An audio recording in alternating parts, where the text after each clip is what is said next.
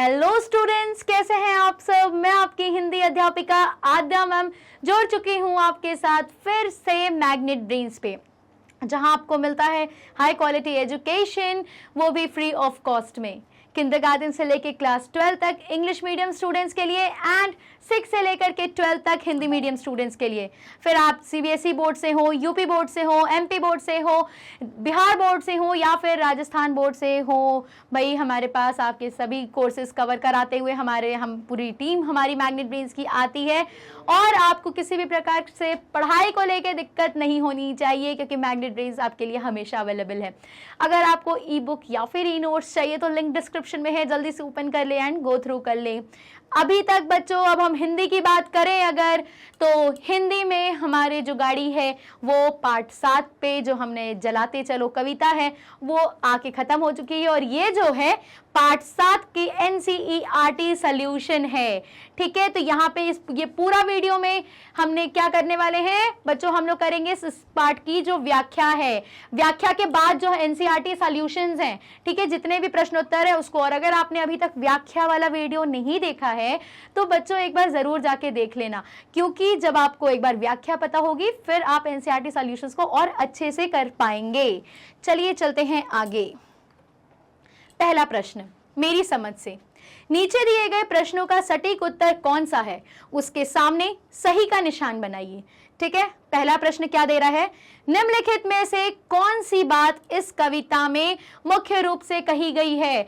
जलाते चलो ये दिए स्नेह भर भर में मुख्य रूप से यही बात रिपीट हुई है, और ये वाक्य क्या बता रही है। ऑप्शन देखते हैं, भलाई के कार्य करते चलो, दीपावली के दीपक जलाना, ये तो भाई बिल्कुल ही नहीं कहा गया है, ये लाइन तो भाई बिल्कुल ही नहीं कही गई है। बल्ब आदि जलाकर अंधकार दूर करना, नहीं। इवन उन्होंने तो ये कहा था कि विद्युत दिए जो जल रहे हैं उसको बंद कर दो, दिखावटी दियों को। और है तिमिर मिलने तक नाव चलाते रहना, नहीं, ये भी बात नहीं कही गई। तो भैया हमारा सही क्या है, भलाई के कार्य करते रहना। यहाँ पे जो बोला है ना कि जलाते चलो जो दिए हैं वो स्नेह भर भर, मतलब प्रेम भरते हुए, भलाई का काम करते हुए, मानवीय गुणों को जगाते हुए क्या करो, अपने दिए को जलाते चलो। आगे सही। दूसरा, जला दीप पहला तुम्ही ने, तिमिर की चुनौती प्रथम बार स्वीकार की थी।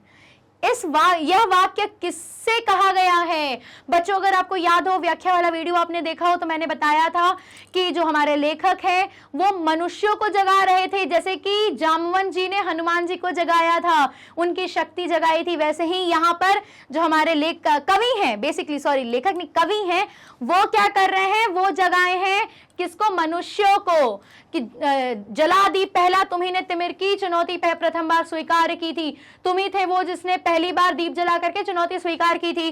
तो इसमें ऑप्शन देख लेते, तूफान से नहीं मनुष्य से। इसका सही आंसर है बच्चों मनुष्य से। ठीक है, आगे बढ़ते हैं। अब अपने मित्रों के साथ चर्चा कीजिए और कारण बताइए कि आपने ये उत्तर ही क्यों चुना। जल्दी से आप कमेंट में बताइए कि आपने ये चूज किया है तो क्यों किया है। देखो, पहला हमने चूज किया था भलाई के कार्य करते रहना। कविता में यह कहा गया है कि हमें अच्छे काम करते रहने चाहिए, चाहे मुश्किलें कितनी भी हो। दीपक जलाने का मतलब यही है कि हमें लगातार क्या करते रहना है, भलाई करते रहना है। हमें हर बार क्या करना है, भलाई करना है, मानवीय गुणों को अपने उजागर करते रहना है। और दूसरा, मनुष्य से क्यों चूज किया, जला दीप पहला तुम्ही ने तिमिर की, यह वाक्य इंसानों से कहा गया है। इसका मतलब है कि इंसानों ने सबसे पहले अंधकार का सामना किया और उसे चुनौती दी, इसलिए यह वाक्य मनुष्य से संबंधित है। ठीक है, आप चाहो तो एक बार इसका स्क्रीनशॉट ले लो, मैं हट जाती हूं। ओके, आगे बढ़ते हैं। मिलकर करें मिलान, आ गया भाई टेबल वाला पार्ट। कविता में से चुनकर कुछ शब्द यहां दिए गए हैं, अपने समूह में इन पर चर्चा कीजिए और इन्हें इनके सही अर्थ या संदर्भों से मिलाइए। इसके लिए आप शब्दकोश, इंटरनेट या अपने शिक्षकों की सहायता ले सकते हैं। तो भैया आपने जब मैग्नेट ब्रेन्स को ले लिया है फिर आपको किसी और की सहायता की जरूरत नहीं है। यह है टेबल, इसको देखते हैं। एक तरफ अर्थ दिया है, एक तरफ शब्द दिया है। तो हम लोग एक काम करते हैं, हम लोग अर्थ देखते हैं। अर्थ देखते हैं तो फिर हम उसको कनेक्ट कर लेंगे शब्द से। पहला है पूर्णमासी। वह तिथि जिस रात चंद्रमा पूरा दिखाई देता है। ये हमने बताया था ना कि देखो एक माह में 2 पक्ष होते हैं, शुक्ल पक्ष और कृष्ण पक्ष। सबसे पहले आप मान लीजिए 1 से लेके 15 तक जो चांद होता है वो घटता है धीरे धीरे धीरे। मान लीजिए मैंने बोला है उदाहरण पे डेट, मतलब 1 से 15, स्टार्टिंग के 15 दिन क्या होगा, जो हमारा चांद है वो धीरे धीरे धीरे धीरे घटता जाएगा और घटते घटते क्या आएगी, अमावस्या। इस पक्ष को कहते हैं कृष्ण पक्ष, ठीक है। और उसके बाद जब अमावस्या के बाद धीरे धीरे धीरे धीरे वो चांद जो है वो दिखना शुरू होता है और फिर आता है 15 दिन बाद पूर्णिमा, मतलब जब पूरा चांद दिखता है। तो भाई इसका क्या हो गया, पूर्णमासी वह तिथि जिस रात चंद्रमा पूरा दिखाई देता है। तो ये क्या होता है, पूर्णिमा। पूर्णिमा कहीं दिया है क्या, ये इसका इससे कनेक्ट कर दो। फिर विद्युत दिए अर्थात बिजली से जलने वाले दीपक, बल्ब आदि उपकरण।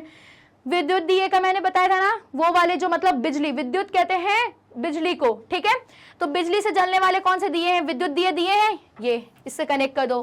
तीसरा, समय काल युग संख्या में 4 माने गए हैं, सतयुग, त्रेता युग, द्वापर युग और कलयुग। देखिए ये 4 युग की बात भी मैंने आपको समझाई थी। यहाँ पे युग है क्या, युग, इसको इससे कनेक्ट कर दो। और चौथा, अमावस्या, जिस रात आकाश में चंद्रमा दिखाई नहीं देता। कहाँ है अमावस, ये, ठीक है। चलो ये टेबल है, आप चाहो तो ये इसको मैंने प्रॉपर फॉर्मेशन में लिखा हुआ है, आप इसका स्क्रीनशॉट ले लो और बेहतर होगा अगर आप इसको लिखते चलो और समझते चलो। चलिए आगे, पंक्तियों पर चर्चा। कविता में से चुनकर कुछ पंक्तियां नीचे दी गई हैं, इन्हें ध्यान से पढ़िए और इन पर विचार कीजिए। आपको इनका क्या अर्थ समझ में आया, अपने विचार अपने समूह में साझा कीजिए और अपनी लेखन पुस्तिका में लिखिए। बच्चों कोशिश करो कमेंट सेक्शन में भी आप लिखो, ताकि हमें समझ में आए कि आप जो समझ रहे हो वो वही है जो हम आपको समझा पा रहे हैं या नहीं, या फिर आप अपने कोई और एक अलग थॉट लेके आए हो, जिसका मोस्ट वेलकम करती हूं मैं। जो अब पंक्तियां हैं जिसको हमें समझना है, अर्थ समझना है, वो ये हैं। दिए और तूफान की यह कहानी चली आ रही और चलती रहेगी, जली जो प्रथम बार लौ दीप की, स्वर्ण सी जल रही और जलती रहेगी। रहेगा धरा पर दिया एक भी यदि, कभी तो निशा का सवेरा मिटेगा, कभी तो निशा का को सवेरा मिलेगा। यहां पे देखिए, अब यहां तक एक एक लाइन करके पकड़ लेते हैं जल्दी से। दिए और तूफान की यह कहानी चली आ रही और चलती रहेगी।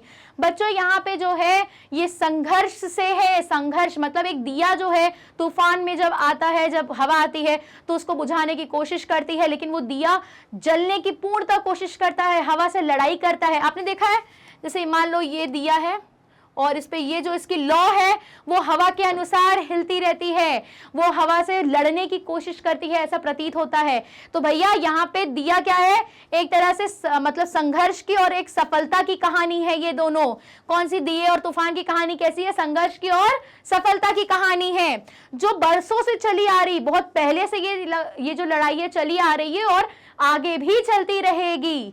ठीक है, आगे, जली जो प्रथम बार लौ दीप की, स्वर्ण सी जल रही और जलती रहेगी। और जो पहली बार वो लौ जो जगी थी, वो उम्मीद की अंधकार में, लिखा है ना प्रथम बार जो ये स्वर्ण सी जल रही और जलती रहेगी। जो पहली बार वो लौ जली थी अंधकार में, वो जो लौ थी वो सोने के समान चमक रही थी और वो एक बार जली थी, वो अब जली है और जलती भी रहेगी। मतलब पहले में भी हमारे कोई ऐसा है उम्मीद की वो जो किरण है वो जगी है कि आगे एक अच्छा सवेरा आएगा, एक बेहतर कल होगा। लोगों ने हर विपत्तियों को, हर परेशानियों से निपटने का एक समाधान निकाला है और आगे भी निकालते रहेंगे, जैसे जैसे प्रॉब्लम आती रहेगी उसके अनुसार।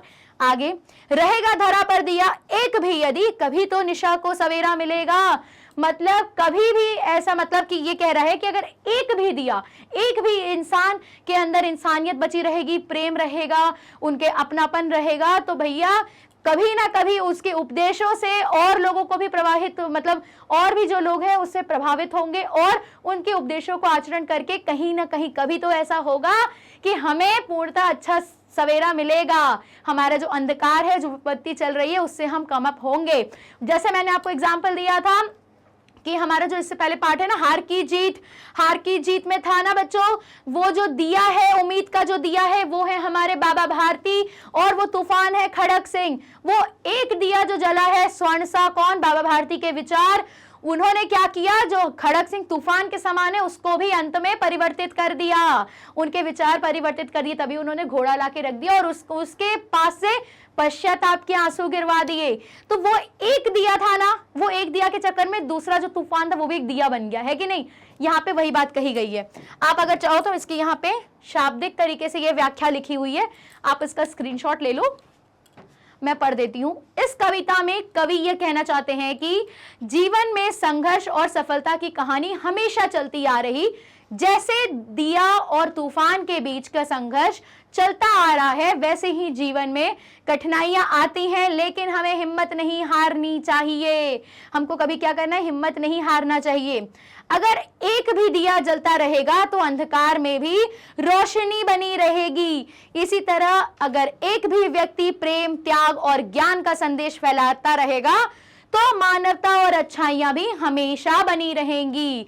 इसलिए हमें निराश नहीं होना चाहिए और जीवन में हमेशा आगे बढ़ना चाहिए। हमें एक दूसरे को प्रेरित करते रहना चाहिए। जैसे कवि आपको कह रहे हैं कि जलाते जलो दिए स्नेह भर भर। ठीक है, आगे सोच विचार के लिए चलिए अब यहां से हम सोच और विचार करने वाला काम शुरू करते हैं। कविता को एक बार फिर से पढ़िए, पता लगाइए और अपनी लेखन पुस्तिका में लिखिए। क्या क्या लिखना है। पहला, कविता में अंधेरे या तिमिर के लिए किन वस्तुओं का उदाहरण दिया गया है। जल्दी से कमेंट सेक्शन में बताइए हमें कौन कौन से वो वर्ड्स थे। सबसे पहले वहां पे बोला गया था तिमिर, मतलब तिमिर का मतलब है देखिए अंधेरा खुद ही है, ठीक है, मतलब रात का टाइम, अंधकार से है बेसिकली।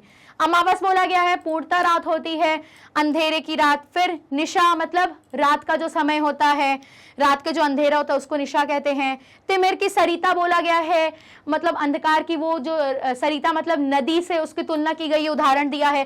तिमिर की शिला, शिला क्या बोला है, शिला जो एक पत्थर था ना, याद है वहां पे दिए जलाने के लिए बोला था कि बहुत बार जले हैं और जलते भी रहेंगे, तो वहां पे तिमिर की शिला है। ठीक है, ये सारे कुछ वर्ड्स हैं। आगे ख बोलता है यह कविता आशा और उत्साह जगाने वाली कविता है। आपको क्या लगता है? कमेंट सेक्शन में बताइए मुझे, इसमें क्या आशा है, आशा की गई है और यह आशा क्यों की गई है। भैया बताओ जल्दी से, वो कौन सी आशा है जो की गई है और ऐसी आशा क्यों की गई है, जल्दी से हमें बताइए। इसका आंसर मैं आप पढ़ देती हूँ, आप स्क्रीनशॉट चाहो तो ले लो। देखो, यह कविता जीवन रूपी दीप में स्नेह व अपनापन रूपी तेल भरकर आगे बढ़ने की प्रेरणा देती है। देखो बच्चों, मैंने आपको बताया था स्नेह का दो मतलब होता है, सबसे पहला तेल और दूसरा प्रेम, जो हम अपनों से छोटे से करते हैं। ठीक है, यहाँ पे वही बोल रहे हैं कि यहाँ पे जीवन रूप को क्या बोला गया है, दीपक, और वो जीवन आपका तभी सफल है जब उसमें, देखो दिया कैसे जलेगा, ये मान लो दिया है, ये तब तक ना आपके पास बाती भी हो, माचिस भी हो और दिया भी हो, लेकिन वो दिया नहीं जलेगा, वो टिकेगा नहीं, क्योंकि जब तक हम उसमें स्नेह मतलब तेल नहीं डालेंगे, है कि नहीं। तो जीवन क्या है, हमारा दिया है, उसमें हर चीज, अगर जब तक हमारे अंदर मानवीय गुण नहीं है, हमारे अंदर प्रेम नहीं है, हमारे अंदर आत्मीय गुण नहीं है, वो दिया नहीं जलेगा, मतलब आपके जीवन का कोई अर्थ नहीं रहेगा। ठीक है, तो वही बोल रहे हैं कि हमें हमेशा उसमें क्या करना है, प्रेम को जगाना है, अपने मानवीय गुणों को जगाना है। ठीक है, तो ये जीवन रूपी भरकर आगे बढ़ने की प्रेरणा दे रहे हैं। क्या प्रेरणा दिए हैं कि हमें अपने जीवन में हमेशा प्रेम की बातें या फिर मानवीय भाईचारा को बढ़ाने की बातें, इस तरह की चीजों को हमें बढ़ावा देना चाहिए। ये हमें प्रेरणा मिल रही है।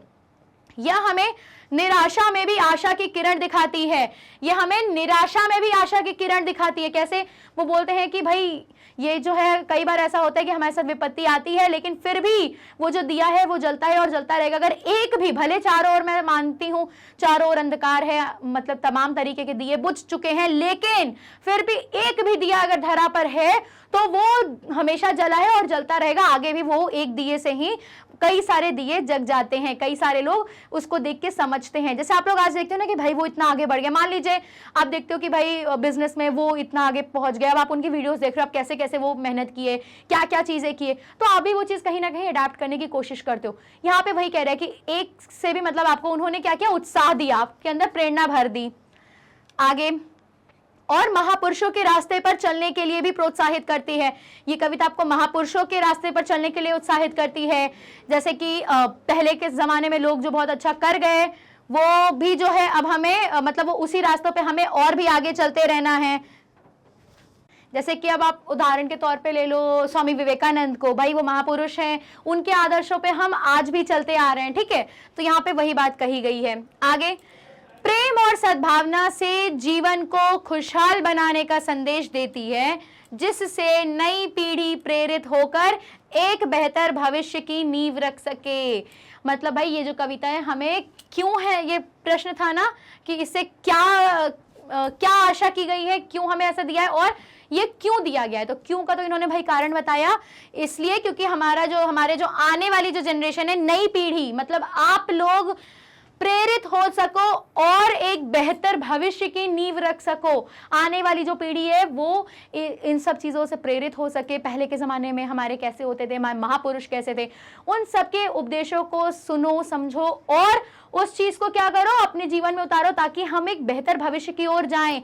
देखो बच्चों, ये चीज़ मैं आपको बताऊं, कहीं ना कहीं ये वास्तविकता है कि हम सभी के जीवन में कभी ना कभी बहुत तरीके से ऐसा होता है कि हमें विपत्ति आती है, संकट आता है, परेशानी आती है, लेकिन हमें अपनी धैर्यता नहीं खोनी चाहिए, हमें अधीर नहीं होना चाहिए। आजकल बच्चे, छोटे छोटे बच्चे सुसाइड जैसे बड़े बड़े चीज़ों को अटेम्प्ट करते हैं, डिप्रेशन में है। क्यों भाई? नहीं, कवि यही बताना चाह रहे हैं कि नहीं बच्चों, ऐसा नहीं है। संघर्ष के लिए आप पहले नहीं हो जो संघर्ष कर रहे हो, आपसे बहुत पहले से लोग संघर्ष करते आ रहे हैं। और एक चीज याद रखना, आप जरूर सफल होगे, सफलता आपको मिलेगी, क्योंकि ये तूफान और ये सब चीजें थोड़े टाइम की है। कितना भी अंधेरा हो और कितनी भी गहरी रात हो, एक दिन सुबह होती है। आपके जीवन में भी एक दिन उजाला आएगा, ठीक है। तो यहाँ पे ये यही बात को कह रहे हैं, उन्होंने इतनी अच्छी प्रेरणा दी है, ठीक है। आगे, कविता में किसे जलाने और किसे बुझाने की बात की गई है। अगर आपको याद हो, मैंने बहुत अच्छे से पढ़ाया था कि कविता में किस चीज को जलाने की और किस चीज को बुझाने की बात की गई है।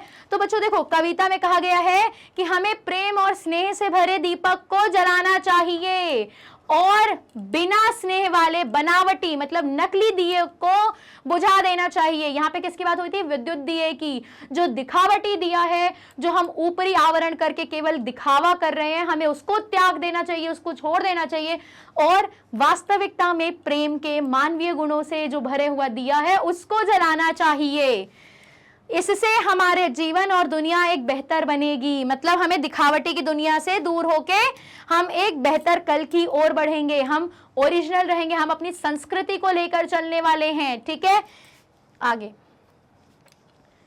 कविता की रचना देखते हैं। जलाते चलो ये दिए स्नेह भर भर, कभी तो धरा का अंधेरा मिटेगा।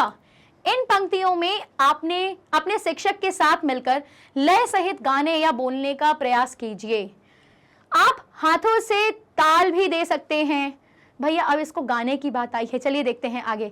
दोनों पंक्तियों को गाने या बोलने के समय देखिए, यहाँ पे क्या करना है, पंक्ति को गाना है और दोनों पंक्तियों को गाने या बोलने में समान समय लग रहा है या अलग अलग, ये बात अब आपको गेस करनी है।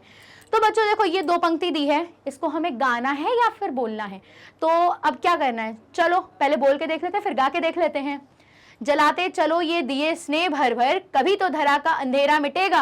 अब इसको बोलते वक्त हमने टाइम को भी ध्यान दिया कि बोलने में आप खुद बोलो और देखो आपको ज्यादा टाइम लग रहा है या कम टाइम लग रहा है या दोनों में अलग अलग लग रहा है। मतलब पहले लाइन बोलने में अलग लग रहा है, दूसरी लाइन बोलने में अलग लग रहा है। और अगर इसको गा के कोशिश करो, फॉर एग्जाम्पल, जलाते चलो ये दिए स्नेह भर भर, कभी तो धरा का अंधेरा मिटेगा। देखो मैं बोली, मुझे ऐसा प्रतीत हो रहा है कि मेरे को लगभग सेम लग रहा है। आप जल्दी से कमेंट सेक्शन में करो, आपको बोलने में या गाने में इन दोनों को अलग अलग लग रहा है टाइम या फिर सेम लग रहा है। मेरे हिसाब से तो मैंने जो गाया मुझे मेरे सेम लगा, ठीक है। आगे देखते हैं। आपने अवश्य ही अनुभव किया होगा कि इन पंक्तियों को बोलने या गाने में लगभग एक समान समय लगा। हाँ, मेरे को लगा। आगे, केवल इन दो पंक्तियों को ही नहीं, इस कविता की प्रत्येक पंक्तियों को गाने में या बोलने में लगभग समान समय ही लगता है। इस विशेषता के कारण यह कविता और भी अधिक प्रभावशाली हो गई है। अच्छा, ये इस कविता की विशेषता थी कि आप जब इसको गाओगे और बोलोगे पूरे कविता को तो एक ही समय लगेगा। मतलब देखो बच्चे, यहाँ पे वो यही बता रहे हैं कि ये गीतकार भी थे, वो गीत लिखते थे ना हमारे जो कवि हैं, तो वही वो बोल रहे हैं कि वो ऐसा ही लिखे हैं कि बच्चों की मतलब सब गाओगे तो एक रिदम में बैठेगा, एक लाइन में बैठेगा, ठीक है। जलाते चलो ये दिए स्नेह भर भर, कभी तो धरा का अंधेरा मिटेगा। आगे आप अब इसके आगे देखो क्या कह रहा है। आप ध्यान देंगे तो इस कविता में आपको और भी अनेक विशेष बातें दिखाई देंगी। इस कविता को एक बार फिर से पढ़िए और अपने अपने समूह में मिलकर इस कविता की विशेषताओं की सूची बनाइए। जैसे एक और इन्होंने दिया है, इस कविता की पंक्तियों में 2-4 के क्रम में बांटा गया है आदि। ये जो कविता है अगर आपने देखा हो तो पहले कैसी थी, 2 लाइन फिर 4 लाइन, ठीक है, फिर 2 लाइन फिर 4 लाइन, ऐसे करके। तो ये भी इस कविता की विशेषता थी। देखो बच्चों, मैंने आपको स्टार्टिंग में ही बताया था, कविता का मतलब है वो बाध्य तरीके से लिखी गई है, उस पर कुछ रूल्स डाले गए हैं, उसको एक फॉर्मेशन में बांधा गया है कि नहीं। तो इसीलिए अब हमें इस कविता की और विशेषता बताइए। तो देखिए यहाँ पे अभी बनाइए और अब यहाँ पे क्या कह रहा है, अपने समूह की सूची को कक्षा में सबके साथ साझा कीजिए। तो भैया जल्दी से इसका आंसर जो है हमें कमेंट सेक्शन में भी बताइए और अपने क्लास में भी जाके सबको बताइएगा कि भाई मैंने यहाँ मैग्नेट ब्रेन से पढ़ाई की है और वहां पे मैम ऐसे ऐसे बता रही थी। देखो 2 पॉइंट मैंने इसमें वो लिखा है जो लिखा हुआ है और बाकी 2 मैंने और दिया। अब आप मुझे और कुछ पॉइंट्स है अपने आप ढूंढिए और मुझे दीजिए। जैसे पहला मैंने दिया है समान समय, ठीक है, हर पंक्ति गाने या बोलने में लगभग एक ही समय लेती है जिससे कविता बहुत मधुर लगती है, ठीक है। दूसरा पॉइंट क्या है, अभी आपने इसको पहले पढ़ा था ना, दूसरा पंक्तियों का पैटर्न, कविता की पंक्तियां 2 और 4 के सेट में बांटी गई हैं जिससे पढ़ना और सुनना आसान होता है। हमें पढ़ना और सुनना में आसानी होती है क्योंकि 2-4 करके उसमें है इस फॉर्मेशन में, ठीक है। आगे दोहराव, कविता में कुछ शब्द और विचार बार बार आते हैं जिससे कविता की बात और भी पक्की हो जाती है। वो बार बार कहते हैं ना, जलाते चलो ये दिए स्नेह भर भर, कभी तो धरा का अंधेरा मिटेगा, फिर वो कहते हैं जलाते चलो, फिर वो बार बार इसी चीज को हमें मोटिवेट कर रहे हैं कि हमें अंधकार हटा के प्रकाश की ओर लेके जाना है, ठीक है। तमसोमा ज्योतिर्गमय, मतलब अंधकार की से हटा के हमें तमस हटा के क्या करना है, प्रकाश की ओर लेके जाना है। तो वो बार बार इसी चीज को क्या कर रहे हैं, पुष्टि कर दे रहे हैं। फिर है संदेश, कविता दीप और स्नेह की मदद से अंधेरे को दूर करने की बात करती है जो एक प्रेरणादायक संदेश है। मतलब इस कविता का कैसा संदेश है, प्रेरणादायक है। हर कविता प्रेरणादायक नहीं होती है, ये जो कविता है पूर्णतः बच्चों को समर्पित है और उनको प्रेरणा देती है कि भाई कोई भी परेशानी हो, विपत्ति हो, हमें हारना नहीं है, हमें आगे बढ़ना है, ठीक। आगे अब है फिर से मिलाने, एक और टेबल, स्तंभ 1 और स्तंभ 2 में कुछ पंक्तियां दी गई हैं। मिलते जुलते भाव वाली पंक्तियों को रेखा खींचकर जोड़िए। आइए देखते हैं वो पंक्तियां क्या हैं। चलो स्तंभ 1 और स्तंभ 2, तो हम लोग ये काम करते हैं, स्तंभ 1 ये 2 को पढ़ते जाते हैं, ठीक है, फिर पहले से निकाल लेंगे। विश्व की भलाई का ध्यान रखे बिना प्रगति करने से कोई लाभ नहीं होगा। ये याद हो अगर तो ये मुझे जहां तक याद है ये विद्युत दिए वाले की बात हो रही थी कहीं ना कहीं कि हमें दिखावटीपन से दूर हटना पड़ेगा। मतलब ऐसा सोचना होगा जिसमें विश्व का कल्याण हो, जिसमें हम लोग सब मिलके काम करें, ये दिखावटीपन को हटाना पड़ेगा। तो अब यहाँ पे देखते हैं कौन सी ऐसी लाइन है जो इसको सूट करती है। कभी तो तिमिर का किनारा मिलेगा, नहीं। दूसरा, जलाते चलो ये दिए स्नेह भर भर, नहीं, इसका भी अर्थ अलग है। मगर विश्व पर आज क्यों, देखो यहाँ विश्व विश्व तो मिल रहा है, कीवर्ड है, लेकिन देखो क्या है ये, मगर विश्व पर आज क्यों दिवस ही में घिरी आ रही है अमावस निशासी। लेकिन यहाँ पे तो ये प्रश्न पूछ रहा है और इसमें तो कहीं प्रश्न की कोई बात ही नहीं हुई है, क्यों प्रश्न आया नहीं, यहाँ पे तो ऐसी कोई बात नहीं है। नेक्स्ट क्या है, बिना स्नेह विद्युत दिए जल रहे जो बुझाओ इन्हें, यूं ना पथ मिल सकेगा। यहाँ वो बता दिए हैं कि ऐसे पथ नहीं मिल सकेगा और यहाँ भी वही कह रहे हैं ऐसे कोई लाभ नहीं होगा। यहाँ पे तो भैया पहला का क्या है, चौथा। दूसरा, विश्व में सुख शांति क्यों कम होती जा रही है। यहाँ पे इन्होंने बताया ना, मगर विश्व पर आज क्यों दिवस ही में घिरी आ रही है अमावस निशासी। हमारा विश्व बहुत आगे तरक्की कर गया है, इतनी तरक्की कर गया कि अमावस में भी पूर्णिमासी उजियारी ले आया है, लेकिन दिन में ही आजकल अंधकार हो गए हैं। मतलब दिन में ही हमें ऐसे समाज में ऐसी कुरीतियां आ गई हैं, ऐसे मतलब कह सकते हैं ऐसी चीजें हमें सुनने को मिलती हैं जो कि मानवता का हनन करती हैं, मानवता को मारती हैं। तो ऐसा चीजें, हम भले बहुत टेक्नोलॉजी में आगे बढ़ रहे हैं लेकिन हमने अपनी संस्कृति को छोड़ दिया है, यहाँ पे उस चीज पे छोड़ते हो। देखिए यहाँ पे ये प्रश्न है ना, तो और ये प्रश्न है क्यों, तो यहाँ पे ये सीधा सीधा हो रहा है। दूसरे का है तीसरा, पढ़ लेते जल्दी से। विश्व में सुख शांति क्यों कम होती जा रही है, मगर विश्व पर आज क्यों दिवस ही में घिरी आ रही है अमावस निशासी क्यों आ रही है, ठीक है। तीसरा, विश्व की समस्याओं से एक ना एक दिन छुटकारा अवश्य मिलेगा। होप की बात की गई है, आशावाद की बात की गई है, एक आशा जग रही है। अब देखते हैं यहाँ पे इन दोनों में बचे हैं क्या, कभी तो तिमिर को किनारा मिलेगा, आशा हो रही है ना कभी तो हमें इस अंधकार का हमें किनारा मिलेगा, हमें एक उजाला, मतलब वहां से हमें एक रास्ता मिलेगा, ये जो नदी है वो समाप्त होगी और एक किनारा मिलेगा। तो भैया यहाँ पे भी आशा की बात हो रही है, तो यहाँ पे होगा पहले का तीसरा। और चौथा, दूसरों के सुख चैन के लिए प्रयास करते रहो, जलाते चलो ये दिए स्नेह भर भर। दूसरों के सुख चैन के लिए मानवता को जगाओ, प्रेम वाले दिए को जलाओ। तो भैया ये दूसरे का होगा चौथा। यहाँ पे खिचपिच हो गई है, चलो ये टेबल है, आप इसका स्क्रीनशॉट ले लो, समझ लो, ठीक है। आगे बढ़ते हैं, चलो अब क्या है, अनुमान या कल्पना से अपने समूह में मिलकर चर्चा कीजिए। क्या चर्चा करना है देखते हैं। दिए और तूफान की यह कहानी चली आ रही और चलती रहेगी।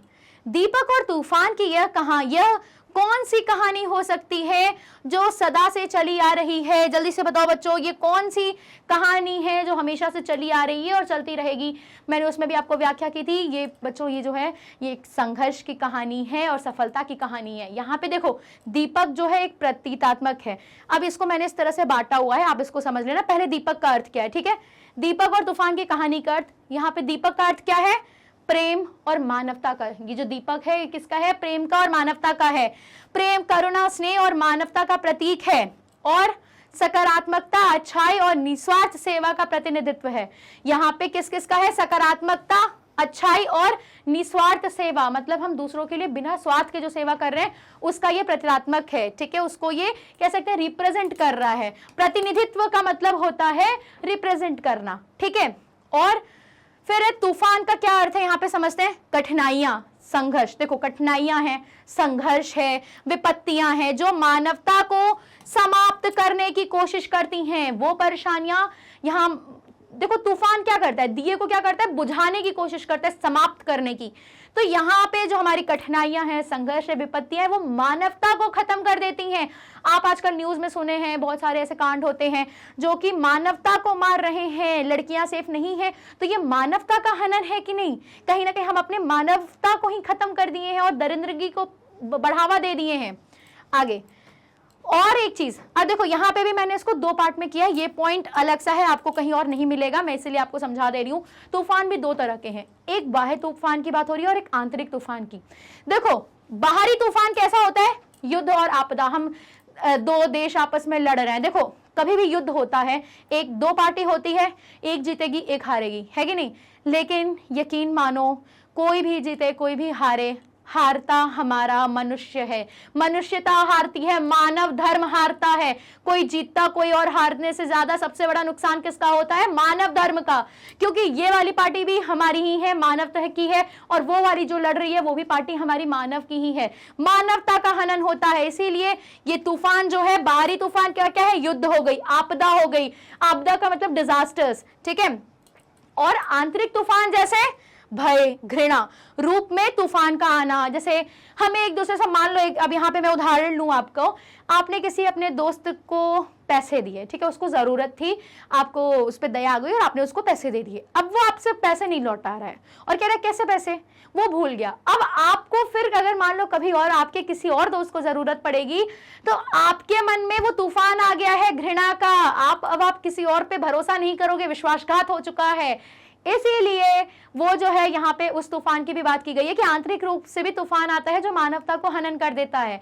अब आप दूसरों की मदद करने के पहले 10 बार सोचोगे। जैसे भाई हार की जीत में भी यही बात बोली गई थी, याद है? वो यही रिक्वेस्ट करते हैं, ठीक है तुम्हें घोड़ा लेना है ले जाओ, लेकिन याद रखना ये बात किसी को पता ना चले, क्योंकि अंदर से मेरे अंदर पे मानवता को हनन करने वाला ये तूफान नहीं आना चाहिए, ये मेरे विचार में नहीं आना चाहिए, और जो भी सुने उसके दिमाग में ये नहीं आना चाहिए कि भाई अगर हम मानवता करने जा रहे हैं, भलाई करने जा रहे हैं तो हमारा नुकसान हो जाएगा। क्यों? क्योंकि ये जो तूफान है, ये जो कह सकते हैं, ये जो बात है, ये क्या कर देगी, अंदर के मानवता रूपी में जो हमारा दिया जल रहा है मानवताओं के साथ, वो बुझ जाएगा इस तूफान से। तो यहाँ पे ये दो तरह के तूफान की बात की गई है, ठीक है। मुझे ऐसी उम्मीद है क्लियर होगा आपको। इसका स्क्रीनशॉट ले लो। आगे ख बोल रहा है, जली जो प्रथम बार लौ दीप की स्वर्ण सी, जल रही और जलती रहेगी। दीपक की यह सोने जैसी लौ क्या हो सकती है जो अनगिनत सालों से जल रही है। जल्दी से बताओ बच्चों, ये जो है ये लौ कौन सी है। तो देखो यहाँ पे है ये सहजता और संघर्ष की स्थिति है। ऐसी में जब अंधकार है, चारों ओर अंधकार है, ठीक है, वहां पे क्या है, संघर्ष है। और वहां पे वो जो एक दीप है, वो जो है पूरे जो अंधकार को मिटाने के लिए एक दिया भी काफी, और वो जो दिया जला है वो सोने के समान चमक रहा है। वो कैसा है, वो हमारी सहजता है, वो हमारे मानवीय गुणों को उजागर कर रहा है। अब देखो इसके अलग अलग तथ्य हो सकते हैं, मतलब इसको अलग अलग तरीके से ले सकते हैं। जो जो हो सकता है मैंने इसमें लिखा है, अगर कुछ मिस हो रहा है तो आप कमेंट सेक्शन में बताइएगा।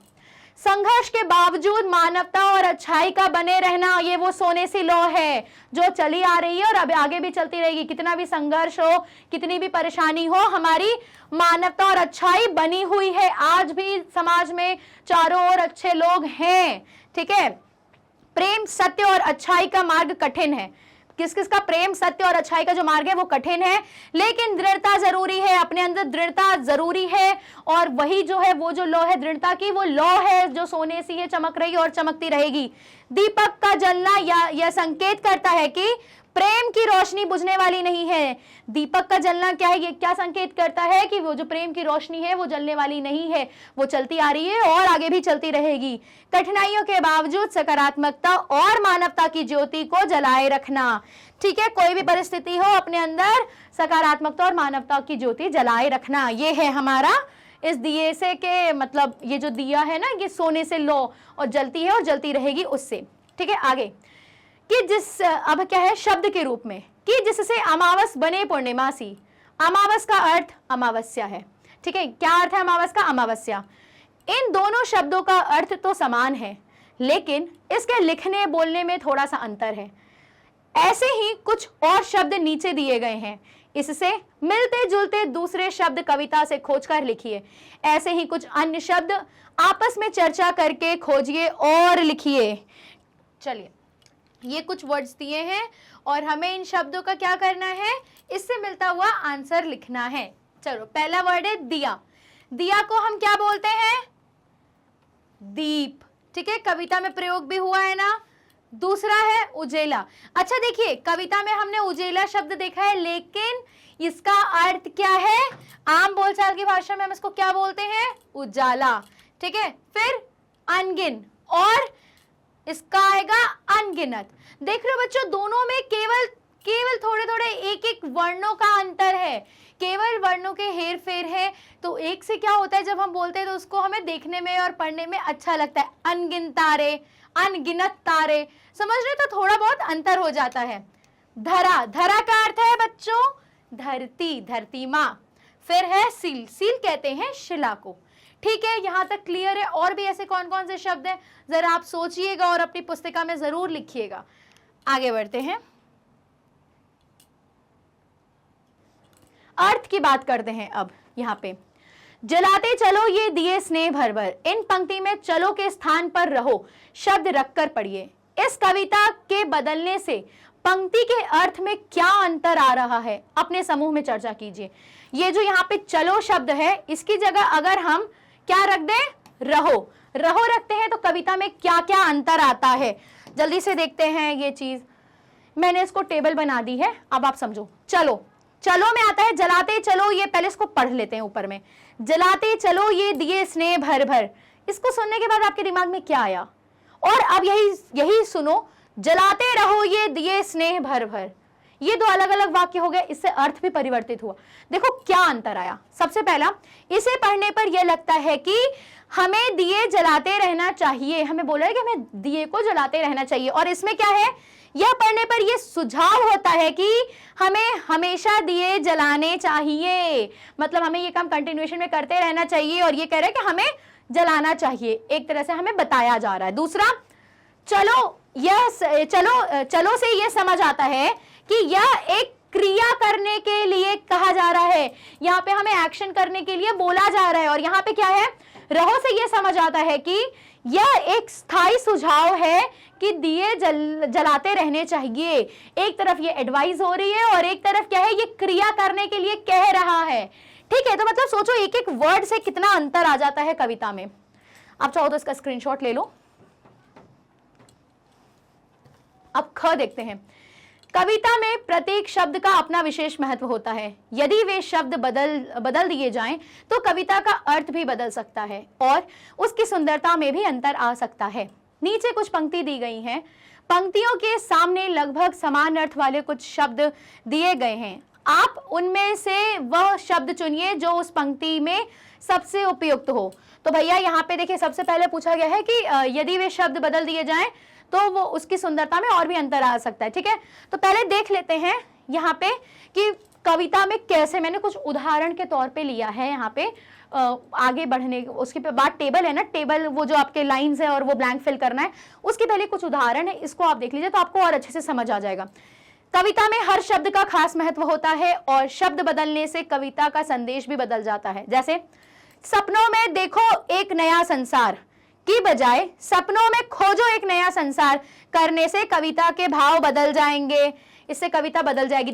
देखो में क्या आता है, यह सुझाव देता है कि आप सपनों का एक नया संसार देख सकते हैं, वो एक सुझाव देता है कि आप देख सकते हैं। और खोजो में क्या कहते हैं, प्रेरित करता है कि आप मेहनत से नया संसार को ढूंढो, मेहनत करो। दूसरा है पंख फैलाकर उड़ो आकाश में की बजाय अगर पंख फैलाकर रहो आकाश में करने से भी कविता में भाव बदल गया। देखो कितना अंतर आ गया, उड़ो आकाश में और रहो में केवल 2 वर्ड चेंज हुआ, लेकिन कितना अंतर आ गया। ये प्रेरणा देती है कि आकाश में उड़ो, उड़ने की एक बोलता है, और एक कहता है कि ये सुझाव देता है कि आप हमेशा आकाश में ही रहो। ठीक है, इन बदलाव से कविता के भाव और संदेश में भी अंतर आ जाता है। अंतर आ गया ना। अब ये टेबल आई है, चलो इसमें जल्दी से फिल कर लेते हैं। बहाते चलो डैश तुम निरंतर, बताओ जल्दी से, खाली भरो। नैया नाव नौका, तो भैया क्या लाइन थी, बहाते चलो नाव तुम वह निरंतर, नाव थी ना कविता में, नाव। कभी तो तिमिर का तट तीर किनारा, क्या किनारा मिलेगा। ठीक है, दूसरा रहेगा धरा धरती भूमि धरा पर दिया एक भी यदि, तो कभी तो निशा को प्रातः सुबह सवेरा सवेरा मिलेगा। ठीक है, इसका ये है। और देखते हैं, जला दीप पहला तुम्ही ने डैश की, क्या अंधेरा यूज किया था, अंधकार किया था, नहीं भाई तिमिर यूज किया था, तिमिर की है ना, तिमिर की चुनौती प्रथम बार स्वीकार की थी, चुनौती प्रथम, अव्वल और नहीं पहली, प्रथम बार स्वीकार की थी। तो लाइन याद हो जानी चाहिए आपको, मतलब आप पता है 4-5 बार पढ़ोगे ना तो आपको खुद ही ये चीज याद हो जाएगी। तो भैया ये है इसका करेक्ट आंसर, आप चाहो तो इसका स्क्रीनशॉट ले लो। ये कविता की पंक्तियां, और बच्चों देखो कई जगह आपको यहाँ पे नौका मिल जाएगा, लेकिन याद रखना कविताओं की जो पंक्तियां हैं उसको नहीं बदलते हैं। ठीक है, क्योंकि वो किसी ने लिखी है ना, अगर हम अपने शब्द डाल देंगे तो वो तो फिर कुछ और ही कविता, वो तो उनकी रहेगी ही नहीं, है कि नहीं। और एक एक शब्द चेंज होने से बहुत अंतर आता है, इसलिए इन शब्दों को चेंज हमें नहीं करना है। आगे बढ़ते हैं। कभी तो निशा को सवेरा मिलेगा, निशा का अर्थ है रात, सवेरे का अर्थ है सुबह। आपने अनुभव किया होगा कि कविता में इन दोनों शब्दों का प्रयोग रात और सुबह के लिए नहीं किया गया है। अपने समूह में चर्चा करके पता लगाइए कि निशा और सवेरा का इस कविता में क्या क्या अर्थ हो सकता है। बच्चों देखो यहाँ पे जो है सवेरा जो शब्द का प्रयोग किया गया है, और निशा ये केवल दिन और रात से नहीं है, इसके पीछे का एक भावार्थ भी था जो हमने आपको बताया था ना, कि कभी तो ये आशा की बात की गई है, कभी तो इस अंधेरी रात में हमें सवेरा मिलेगा, मतलब कभी तो अच्छाइयाँ, एक उज्जवल भविष्य आएगा। याद है इस तरह से हमने बात की थी ना। तो इसी प्रकार और भी सवेरा का और निशा के क्या क्या अर्थ है वो सोचने हैं और हमें लिखना है। ठीक है, तो जल्दी से हम इसको, जैसे यहाँ पे देखिए संकेत में लिखा है निशा से जुड़ा है अंधेरा और सवेरे से जुड़ा है उजाला। तो अब हम इसको उस हिसाब से तैयार करते हैं। चलिए जल्दी से शब्द देख लेते हैं वो कौन कौन से हैं, और आप क्या क्या ले सकते हैं। देखो एक निशा हो गया, एक सवेरा हो गया। निशा मतलब अंधेरा भी हम कह सकते हैं, और अंधेरा का ऑपोजिट क्या हो गया, विलोम, उजाला। ठीक है, सवेरा को हम उजाला की तरफ से भी लिए हैं। फिर बुराई, बुराई मतलब अभी भी जो हमारे यहाँ मतलब है ना कि तिमिर की सरिता, मतलब ये जो बुराइयों की जो नदी है, और अच्छाई, अच्छाई का किनारा। ठीक है, ऐसे करके कनेक्ट कर सकते हैं ना। द्वेष और प्रेम, नफरत करना, प्रेम करना, और संघर्ष और सफलता। एक तरफ संघर्ष की बात है दिए वाले में, और सफलता मतलब वो चुनौती से जीत जाना। तो ये सब चीजें कुछ जो ऐसे शब्द हैं जो अलग अलग मीनिंग बता रहे हैं, किसका, रात का और दिन का। ठीक है, निशा का और सवेरा का। आप चाहो तो इसका स्क्रीनशॉट ले लो। चलिए आगे बढ़ते हैं। ओके, कविता में से चुनकर कुछ शब्द नीचे दिए गए हैं, अपने समूह में मिलकर इन पर चर्चा कीजिए और इन्हें उपयुक्त स्थान पर लिखिए। एक ऐसे आपके पास टेबल होगी और आपको फिर कुछ क्लाउड्स टाइप के ऐसे दिख रहे होंगे, ठीक है। ऐसा सवेरा के लिए है और एक निशा के लिए, ठीक है। अब हम लोग ये टेबल को देखते हैं और इसी में से सबसे पहले इसमें से अब हम फाइंड आउट करते हैं, ढूंढते हैं कि कौन से शब्द हैं जो सवेरे के लिए प्रयोग हैं और कौन से ऐसे शब्द हैं जो निशा के लिए प्रयोग हुए हैं, मतलब रात के लिए। तो सबसे पहली चीज, एक चीज काउंट कर लेते हैं, कितना है, 1 2 3 4 5 6 7 8 9 10 11 12 13 14 15 16, ये 16 है टोटल, ठीक। और आप देखेंगे कि ये इसमें 2 2 4 2 6, मतलब इन्होंने 8 में बांटा हुआ है। और कई जगह आपने देखा होगा कि पूरे 8, मतलब इसमें निशा है और 8 सवेरा है। लेकिन बच्चों यहाँ पे आप एक गलती मत करिएगा, कई जगह पे ऐसे ही दिया है कि 8 दे दिया है सवेरे में और बाकी जो बच गया है उसको डाल दिया है निशा में। लेकिन नहीं, सोचिएगा इसमें से क्या क्या शब्द हैं जो सवेरे में जा सकते हैं और क्या क्या शब्द हैं जो निशा के लिए प्रयोग है। पहले ये टेबल को सॉल्व करते हैं, फिर देखते हैं कि कितना सवेरे में है और कितना निशा में है। पहला, दिए। दिए किस लिए होता है? दिए हम किसके लिए प्रयोग करते हैं? सवेरे के लिए। तो देखो जो सवेरा होगा ना उसमें हम स लिख देंगे, और जो जहां पे रात की बात आएगी अंधेरे की, वहां हम निशा लिख देंगे, नी लिख देंगे, ठीक है। शिला, तिमिर का शिरा था ना, तो यहाँ पे ये नी हो जाएगा, ठीक है। एक मिनट, इसको क्लियर लिखते हैं, ये नी। फिर अंधेरा निशा के लिए है, फिर ज्योति सवेरे के लिए है, फिर अमावस हमारा किसके लिए है? निशा के लिए प्रयोग किया गया है। उजाला सवेरे के लिए। पूर्णिमा, पूर्णिमा किसके लिए बात आई थी? पूर्णिमा सी, मतलब हमारे सवेरे से बात हुई थी, अच्छाई से, ठीक है, रोशनी से। तूफान यहाँ पे निशा है। फिर दिवस, दिन की बात है भाई, ये तो पूरी तरह से हमारा सवेरा है।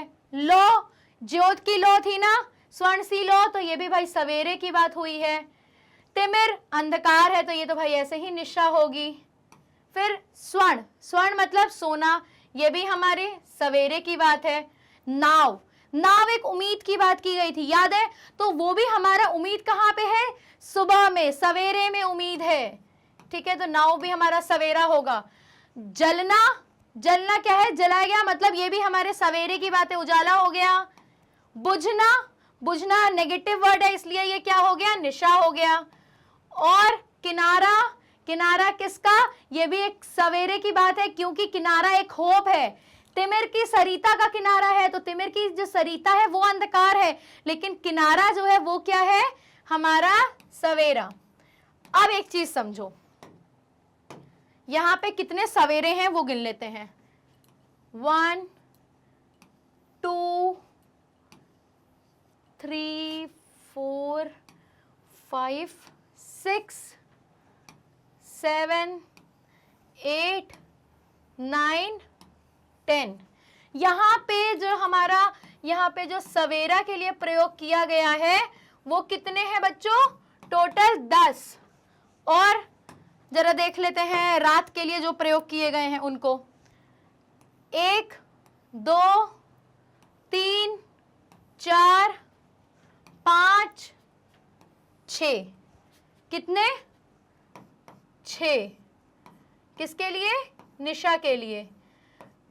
आप कई जगह देखेंगे बच्चों कि आपको क्या है, जिन्होंने भी सॉल्यूशंस दिए हैं वो पूरी तरह से 8 बांट दिए हैं, लेकिन नहीं, आप मैग्नेट ब्रेन्स के स्टूडेंट हैं, बिना अपना दिमाग लगाए, बिना आप, जब तक आपको आपके प्रश्न का ये संतुष्टि नहीं मिल जाती तब तक आप उस चीज को बिना तर्क के मत रखिएगा। यहाँ पे कई लोगों ने किनारा और नाव को किस में डाल दिया है? अंधेरे में।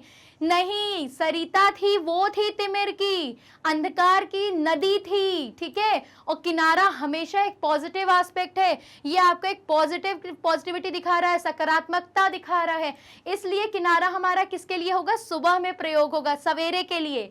और नाव, नाव क्या है, वो तो भाई तिमिर की नदी थी ना, उसके ऊपर नाव है जो आपकी अच्छाई, भले कितनी भी बुराई है लेकिन वो अच्छाई के लिए आप ही ने वो रास्ता निकाला था, ठीक है। तो नाव भी क्या है आपका पॉजिटिव में है, ये भी आपका सवेरे के तात्पर्य से है, इसका अर्थ जो है वो पॉजिटिव में है, सकारात्मक में है, ठीक है। जहां नकारात्मकता की बात आएगी वहां हम अंधकार की बात करेंगे, और जहां सकारात्मकता की बात आएगी वहां हम सवेरे से बात करेंगे। तो बच्चों ये चीज ध्यान देना, कहीं भी गलत हमें नहीं पढ़ना है और नहीं समझना है।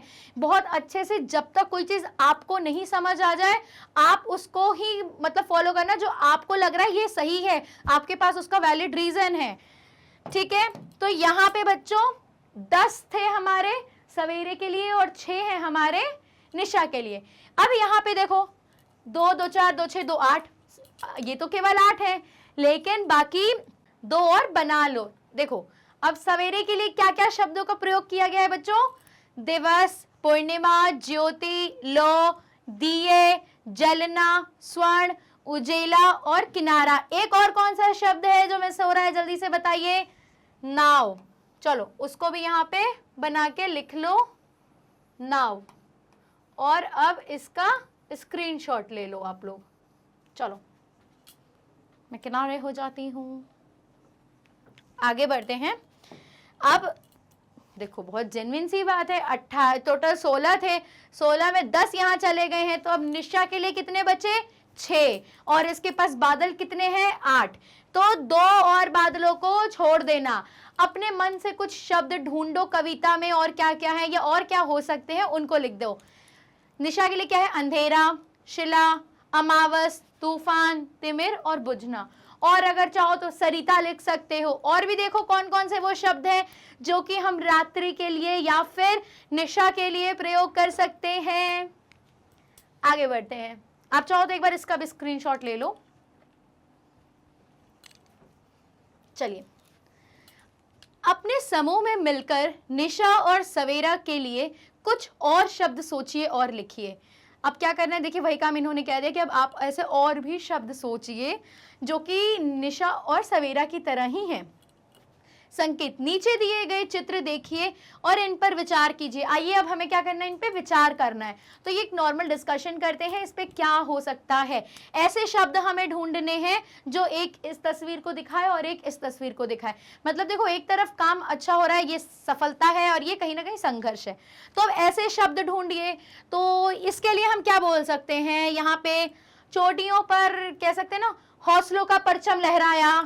यहाँ पे अभी भी मतलब संघर्ष सी रात्रि है, या फिर सूना है, संघर्ष का सूनापन, ऐसे करके हम कुछ शब्दों का प्रयोग कर सकते हैं, ठीक है।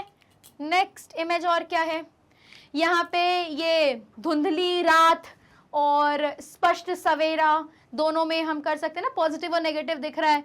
और यहाँ पे कह सकते हैं कि समूह में खिला हुआ गुलाब, मतलब सबके साथ खिला हुआ गुलाब, और ये डाल से टूटा हुआ गुलाब। तो एक तरफ हम सबके साथ की खुशी दिखा रहे हैं, ठीक है। या फिर इसका दिखा सकते हैं कि उपवन की महक सुंदर है, अच्छी है, और ये डाल का टूटा हुआ मतलब, या ऐसे दुर्गंध दिखा सकते हैं, कुछ भी मतलब इस तरीके से टूटा हुआ और एक सबके साथ जुड़ा हुआ को हम डिफरेंस में बता सकते हैं। और आप भी सोचिए, कमेंट में बताइएगा क्या क्या ऐसे हो सकते हैं। एक तरफ यहाँ पे हमारी कह सकते हैं कि सत्य सा स्पष्ट, और ये असत्य के बादल है कि नहीं, कहीं ना कहीं हम इसको दिखा सकते हैं संघर्ष के बादल। और मतलब तरह तरह के शब्दों का प्रयोग कर सकते हैं, निशा, सवेरा, उजाला, अनगिनत, एक, इस तरह से अलग अलग शब्द आप प्रयोग कर सकते हैं। तो भाई ये विचार करने के लिए था, यहाँ पे हमने विचार किया है। अब आप हमें बताइएगा कमेंट सेक्शन में आपने और ऐसे कौन कौन से शब्द सोचे हैं इस इमेजेस के लिए। चलिए आगे है पार्ट से, पंक्ति से पंक्ति। पंक्ति से पंक्ति क्या है देखते हैं। जलादीप पहला तुम्ही ने तिमिर की चुनौती प्रथम बार स्वीकार की थी। कविता की इस पंक्ति को वाक्य के रूप में इस प्रकार लिख सकते हैं, तुम्ही ने पहला दीप जला तिमिर की चुनौती प्रथम बार स्वीकार की थी। ये कविता है और इसको इन्होंने क्या किया है, सिंपल स्ट्रेट फॉरवर्ड लाइन में लिख दिया है। अब अब नीचे दी गई पंक्ति को इसी प्रकार वाक्यों के रूप में लिखिए। बहुत ही आसान है, जो पंक्ति दी गई है हमें उसे वाक्य के रूप में लिखना है। तो पहला है बहाते चलो नाव तुम वह निरंतर। अब यहाँ पे है बहाते चलो तुम वह नाव निरंतर। अब इसको सिंपल करना है तो देखो इसमें कोई लॉजिक, कोई बहुत ज्यादा इसमें रॉकेट साइंस नहीं है, सिंपल है। वो क्या कह रहा है, वह निरंतर, तो तुम पहले तो इसमें कर्ता अलग कर लो, ठीक है, कर्ता अलग करके बाकी सेंटेंस को तुम उस हिसाब से फ्रेम कर दो। तो यहाँ पे करने वाला कौन है, तुमसे कह रहा है, तो तुम निरंतर वह नाव बहाते चलो। सिंपल इसको वाक्य में बनाना है, इसमें किसी प्रकार की कोई दिक्कत नहीं है। अब आप लोग क्लास 6 के स्टूडेंट हो, बहुत ही इजीली जो कविता है ना, जो आप उसकी व्याख्या हिंदी में लिखते हो ना प्रॉपर, वही काम करना है, सिंपल उसको वाक्य में परिवर्तित कर देना है। जलाते चलो ये दिए स्नेह भर भर, तो यहाँ पे क्या हो गया, तुम स्नेह भर भर ये दिए जलाते चलो, या फिर तुम स्नेह भर भर के दिए जलाते चलो, दोनों ही सही है अपनी अपनी जगह।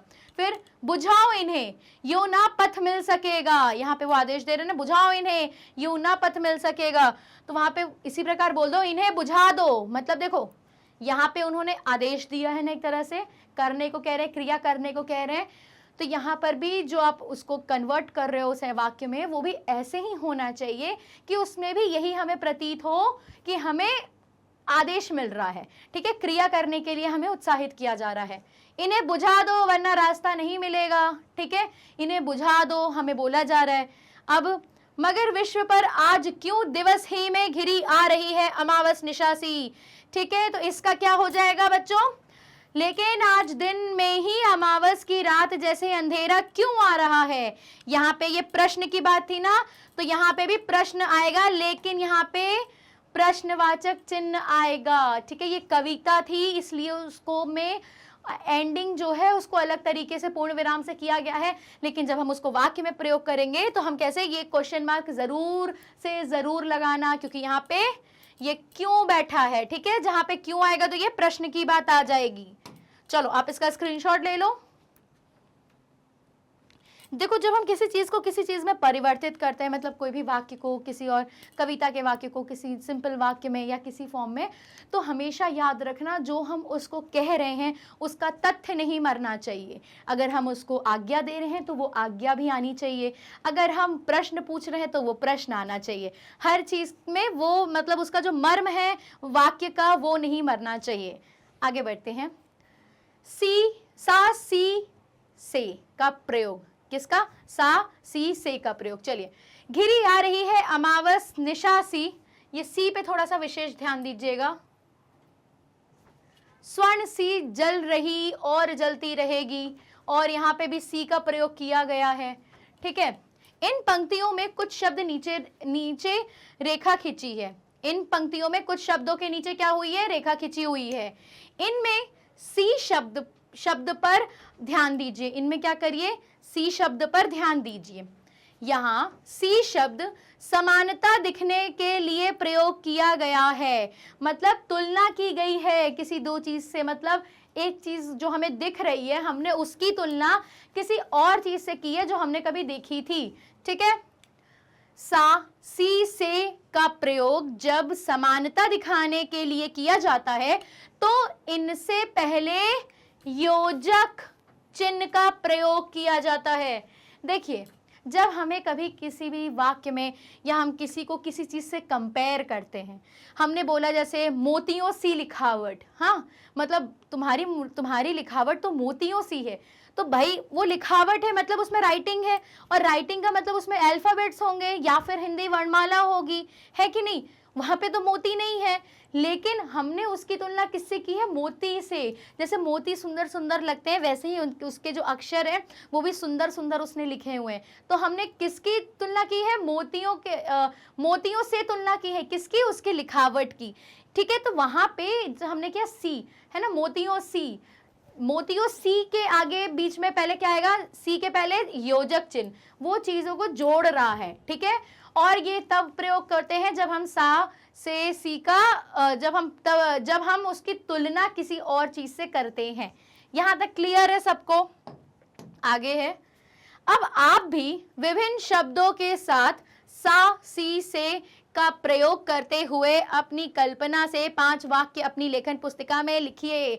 तो जल्दी से बच्चों आप भी ऐसे लिखो, कौन कौन से ऐसे वाक्य हैं या फिर ऐसे क्या क्या चीजें हो सकती हैं जो आप तुलना कर रहे हो किसी से।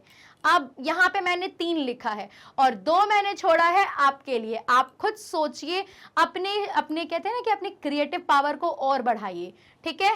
हालांकि हम डिस्कस कर लेंगे। चलिए, पहला है समानता दिखने वाले के लिए सा, सी, से का प्रयोग। पहला है तुम्हारी आंखें चांद की तरह सुंदर हैं, ठीक है। यहाँ पे हमने लिखा है ना, चांद सी नहीं लिख के हमने इसकी व्याख्या लिखी हुई है, आप इसको चांद सी सुंदर कर सकते हैं। तुम्हारी आंखें चांद की तरह सुंदर हैं। अब हम इसको कैसे भी लिख सकते हैं, चांद सी सुंदर हैं, इतने वाक्य की जगह, ठीक है।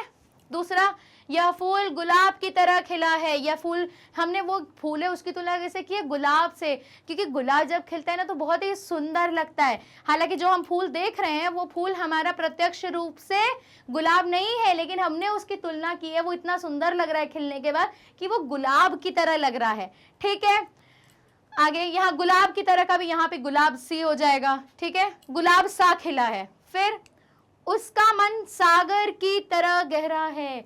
उसका मन कैसा है, सागर की तरह गहरा है। उसका मन सागर सा गहरा है, ठीक है। यहाँ पे इस तरीके से आप इसको लिख सकते हो। एक तरफ इसका अर्थ में लिखा है, इसका मतलब विच्छेद करके हमने पूरा अर्थ के साथ लिखा है, और एक उसको इस तरह शॉर्ट में है। लेकिन यहाँ पे एक चीज ध्यान देने वाली बात यह है, सी के पहले क्या लगेगा, योजक चिन्ह। तो ये कुछ पॉइंट्स हैं, इसको याद रखिएगा, स्मरण रखिएगा।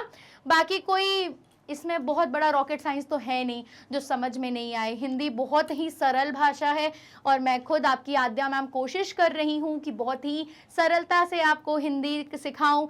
बाकी अगर हिंदी की बात क्या है, और भी सब्जेक्ट्स की बात करें तो भाई किंडरगार्टन से लेके क्लास 12 तक के सभी कोर्सेज हमारे मैग्नेट ब्रेन्स की पूरी टीम इंग्लिश मीडियम स्टूडेंट्स के लिए बहुत अच्छे कंटेंट के साथ आती हैं, एंड हिंदी मीडियम स्टूडेंट्स के लिए भी 6 से लेकर के 12 तक के काफ़ी सारे वीडियो सभी सब्जेक्ट्स को कवर करते हुए हमारे यूट्यूब चैनल पे अवेलेबल हैं। आप चाहो तो हमारी वेबसाइट भी एक्सेस कर सकते हो, और आप हमारे मोबाइल एप्लीकेशंस को भी अपने मोबाइल में डाउनलोड कर सकते हो। फिर आप चाहे सीबीएसई बोर्ड से हो, यूपी बोर्ड से हो, MP board, Rajasthan board, Delhi board या फिर बिहार बोर्ड से हो, भाई बिल्कुल भी परेशान नहीं होना है। पढ़ाई की इस गाड़ी में हम लोग सब आपके साथ हैं। आपको प्रॉपर मार्गदर्शन करने के लिए हम लोगों की पूरी टीम बहुत मेहनत कर रही है। तो चैनल को, अगर आप नए हैं तो चैनल को सब्सक्राइब कर लीजिए। वीडियो पसंद आ रही है तो लाइक करिएगा। हमारे साथ सोशल मीडिया प्लेटफॉर्म पे भी आप हमसे जुड़ सकते हैं।